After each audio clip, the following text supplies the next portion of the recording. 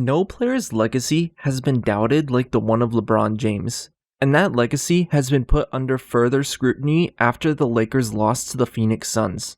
Today I want to take a look at how this most recent loss will affect LeBron and his legacy. Before we get into it, I do have two other videos about the Lakers, one summing up their series and their shortcomings against Phoenix, and the other one detailing the possible events of their offseason. So if that interests you, I'm going to put the cards up above for you guys to go check that out. Lakers battling, but the Suns control. Booker on the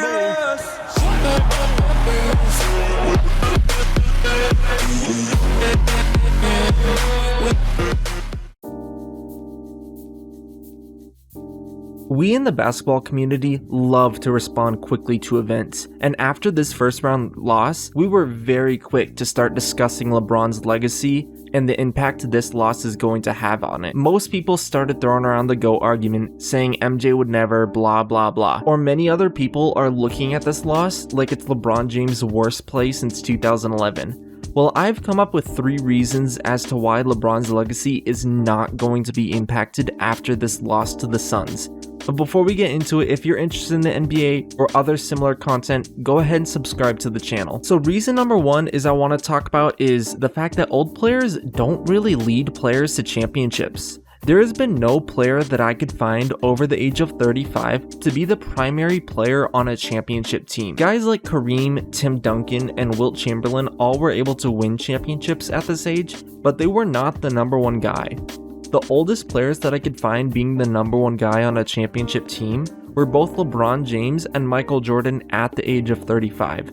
So should LeBron have led this Lakers team to the finals or even win the finals, this would have been unprecedented for a player that old to be the number 1 option on a finals winning team.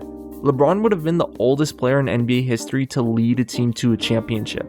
And while he would have gotten praise for it, not winning the championship as the oldest player ever should not be a reason to fault his legacy. The next is the injuries that the Lakers suffered throughout the series. This team was built around a healthy LeBron and Anthony Davis. In games where LeBron played, the Lakers won 30 games and only lost 15, having them towards the top of the Western Conference.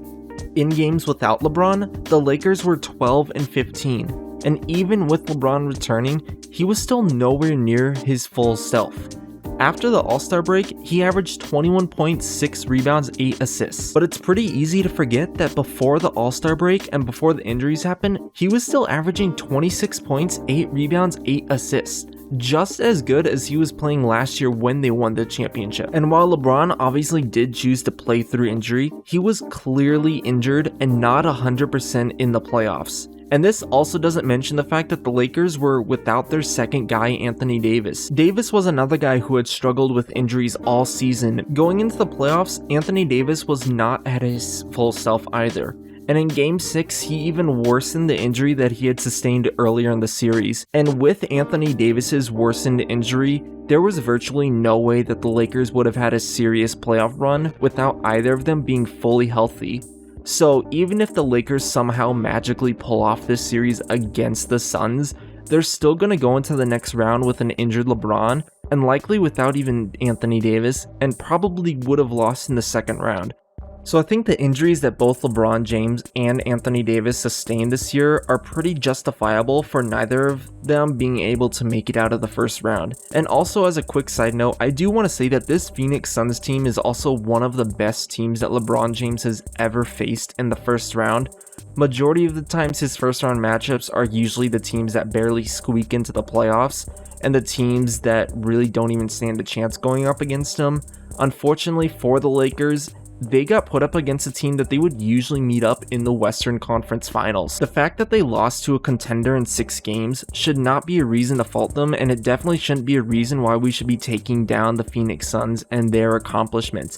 They were a great team this year, and the Lakers just lost to a great team. And the final reason for why I don't believe this is going to impact LeBron's legacy is talking specifically about the GOAT debate. For probably 90% of NBA fans, LeBron James and Michael Jordan are your number 1 and number 2 greatest players of all time, while the majority of people probably put MJ at the number 1 spot. LeBron, of course, has his argument too. But the one argument I'm going to make about this, about talking about the GOAT debate, is that this doesn't matter at all. LeBron making it out of the first round or not, and LeBron having a perfect playoff record in the first round, does nothing to change the debate. Is LeBron going to become the greatest of all time because he was 15-0 in the first round? No. Was LeBron James already the greatest of all time, but now that he has a 14-1 record in the first round, he's not the greatest? No, that's both ridiculous. In the grand scheme of LeBron's illustrious career and the idea of the greatest player to ever touch a basketball, this is not even a blip on the map. LeBron being the greatest of all time, being the second greatest of all time, or top 5, whatever you want to call it, that is not affected by the results of this series. And if you want to keep going with this LeBron versus Jordan comparison, Michael Jordan never had a season in the middle of his prime where he missed out on the entire season or most of the season due to injuries. The only example of this happening was in the 1985-86 season, where Jordan broke his foot and missed majority of the year, came back in the playoffs, and yet they still lost in the first round. That isn't something that has an impact on Jordan's legacy. And I think this situation is pretty comparable to LeBron. LeBron missed most of the season, was generally pretty good when he played, but then in the end, his injury and just overall facing a great team eventually slowed them down in the playoffs, and they both lost in the first round.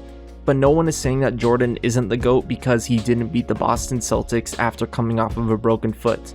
And I think that's the argument that we're going to make with LeBron, is LeBron is not the GOAT, or he didn't lose GOAT status because he couldn't beat the Phoenix Suns while he and Anthony Davis were injured.